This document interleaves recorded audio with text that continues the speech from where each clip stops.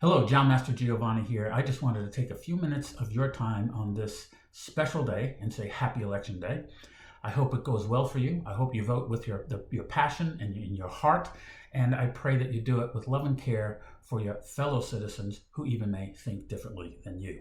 I wanted to take a moment to point to one of the most specific aspects of this election today than anything else, because we've heard all kinds of political rhetoric over the last 4 years, all kinds, if you're a Christian or in the religious community, all kinds of points of views about moralism, about the prophetic words here and there. But understand something, all that has to be eventually framed into our system so we understand how it works. You just can't blurt out something and not understand how our system works. So I know, 4 years ago when Hillary Clinton lost and Donald Trump won, there was an outcry because some almost 4 million people won the populace over Trump, and yet Trump won the Electoral College. So then there was the concern is, does it work? And you know what? I began to consider that too. Is the Electoral College really fitting for our current democratic system? Well, what I want to first say to you is absolutely. In certain respects, you'll find that the Electoral College is probably one of the most fundamental keys to what keeps America safe. It may have flaws, and unfortunately, it can be manipulated a bit, but it's going to take a bit to really do that to the ultimate. Let me explain. We have 50 states, and each state has a voting number that's applied to it. Let me show you what I'm talking about. Recently here in California, the Los Angeles Dodgers won the World Series, and the Los Angeles Lakers won the NBA championship.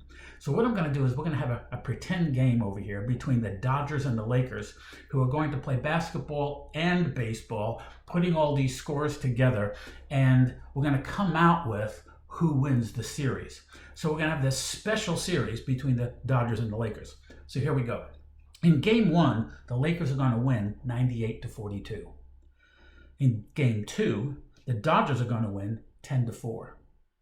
In game three, the Dodgers win again 2-1. So now the Lakers are behind. So they come back strong in game four and they win 105-14. Boy, did the Dodgers take a licking there. And then finally, the Dodgers come back and win game five 12-3. Now, herein is the point. The Lakers had the most points. They had 211 and the Dodgers only had 80. But the Dodgers won the series 3-2. You say, well, what are you trying to say? You see, every run or basket counted in the particular game it was played. The key is, at the end of that game, there was only one winner.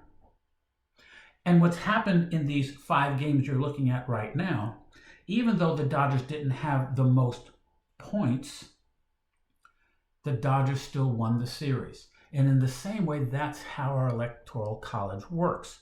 It's not just about population, because if you remove the Electoral College, states lose their autonomy. And one of the things about states is we are state governed. We are each of our states are governed independently of the other.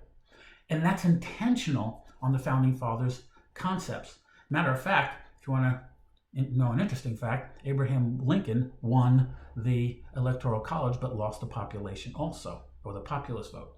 So the thing is what does the Electoral College do? The Electoral College is not to decimate people's votes, but it's for us to be focused on how we vote within our state, not just for the federal government, but right on down to our districts, down to our governors and our state senators.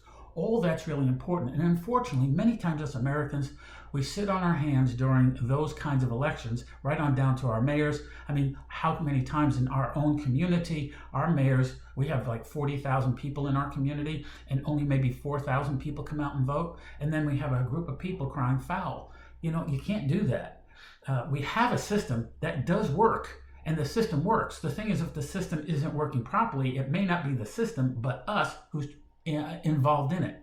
So that's the first point I wanted to make about the Electoral College, because what winds up happening is the Electoral College keeps the autonomy of the states. That's why California is self-governed, say, to New York. Two totally different ends of the United States. We take care of our schools, we take care of our infrastructure, we take care of all the different things like that. But on a federal level, let's face it, states are not very good at making foreign policy. They're not very good at traveling around the world and representing the entire country. So we then elect presidents, vice presidents, and they have other jobs as well within that frame, but limited. They cannot come in and do certain things to the states, nor can they just arbitrarily win a population, because if it's just the population that wins, let's say the bigger number, in many cases what happens and has happened in other countries is then we just disregard those who lost. But what this forces us to do in the Electoral College is force you to come back every 4 years and work really hard at winning the minds of people and how they vote, and particularly winning the state. So my whole point is, we're going to end the process today with the Electoral College. Now let me go to the next point here. How is the Electoral College numbers decided? For example, in the state of California, we have 2 senators that are up at the Senate, and we have 53 congressmen, representatives in the House. So you add that up, 53 and 2, we have 55. So that's how that's voted. Okay, so we have 55 representatives in Washington, in the state of California. Other states have different numbers, and whoever wins that state gets those numbers.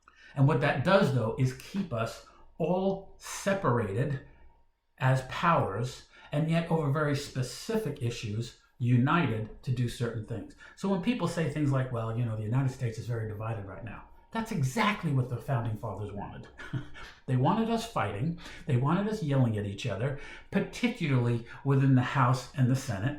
That's why, unfortunately, what we have happened now with mass media and social media is we get to see what's been going on for a couple of hundred years now. And all that fighting, etc., is not a bad thing. This is the way our system's set up. That's why, in certain respects, when you hear somebody say, I'm going to take the military and come into your state and calm that situation down, you can't. You don't have that authority, not in this system. And of course, we heard some of that rhetoric.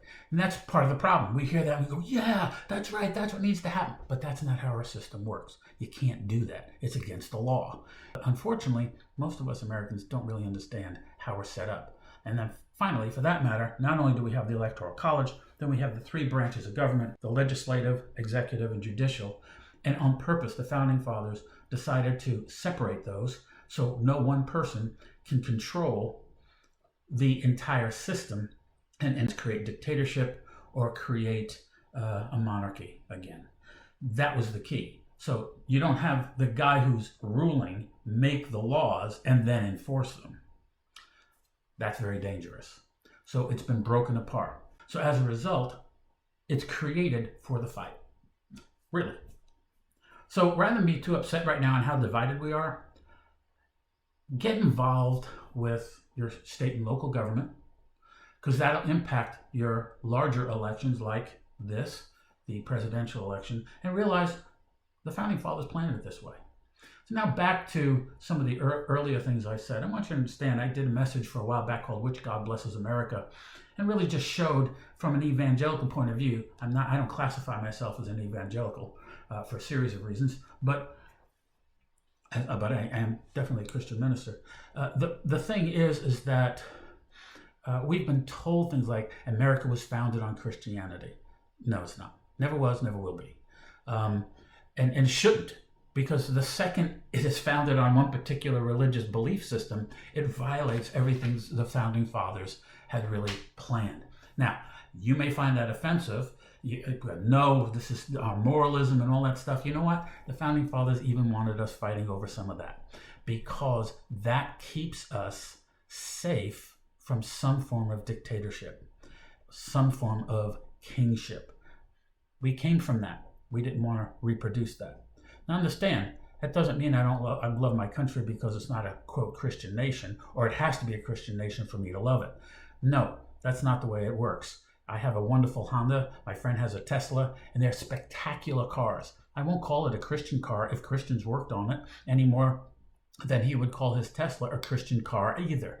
The point is, some brilliant minds put those cars together, and they work really well. So, on that note, as you go into today and you start listening to news reports and what the Electoral College is saying and people who may want to challenge the votes, understand the federal government has no right within a state to come in and change the vote. It can't happen. It's not the way it's built, the system.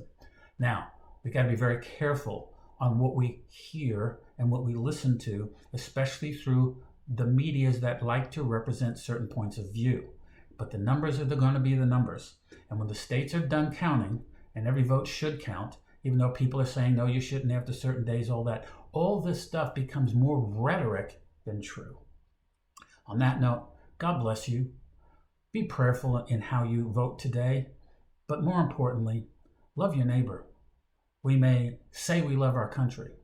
As a Christian, you've been called to love your neighbor, regardless what their religion is, regardless what their political party is. God bless you.